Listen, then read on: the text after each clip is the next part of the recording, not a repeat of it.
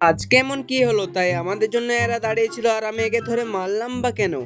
তো ভাই শুরু থেকে বর্ণনা করি চলো। তো আজকে আমি একটু বসে বসে ভাবছিলাম কি করা যাক। তো আমার কাছে তো 20 টাকা ছিল, তাই হালকা করে আমি দৌড়াতাড়ি চলে গেলাম রাস্তার ধারে কিছু খাওয়ার জন্য। হ্যাঁ গাইস, ডলি চা এই বেলা দোকানে এসে একটা ভুজিয়াও কিনে নিলাম, সেটা আবার পানিকে দিয়ে দিলাম, আবার ওটা সবই খেয়ে নিল। খাওয়া দাওয়ার পর আমরা এখানে একটু বসেই ছিলাম, তারপরে আবার দুটো আমাদের ফ্রেন্ডে কল করলো, তাই ওদের সাথে আমি দেখা করতে চলে গেলাম। মানে আমরা ভিআইপি লোক বলে আমাদেরকে পিক আপ করার জন্য এইখানে দাঁড়িয়েছিল, আর আমি ওকে ওদের গ্রামে এসে মারতে মারতে নিয়ে গেলাম ওদের পাড়াতে। তো গাইজ ওদের সাথে আমাদের একটা আলাদা রকমের কাম ছিল, তো আমাদের জন্য একটা কোল্ড ড্রিঙ্কও নিয়ে নিল, আর আমরা মাঠেই চলে গেছিলাম খাওয়ার জন্য। এখানে এসে আবার বানিয়ে ফিশিং করতে লাগলো, তাই আমি ভাবলাম কে খাক বা না খাক আমি তো খেয়ে নেবো। হ্যাঁ গাইজ, এখানে একটু আড্ডা মারার পর আমরা আবার পাড়াও চলে এসেছিলাম। তো পাড়াতে আবার বানিয়ে বোতলটাকে কি করলো দেখো। তো গাইজ আমার তো একটা কাজ মনেই ছিল না, আমাকে তো আজকে আমার কাপড় কাচতে হবে, তাই আমি তাড়াতাড়ি বাড়ি চলে গেলাম আর আমি কাপড় কাচি। আর তোমরা মিনিমাম লাইক আর চ্যানেলটা সাবস্ক্রাইব করে দিও। টাটা।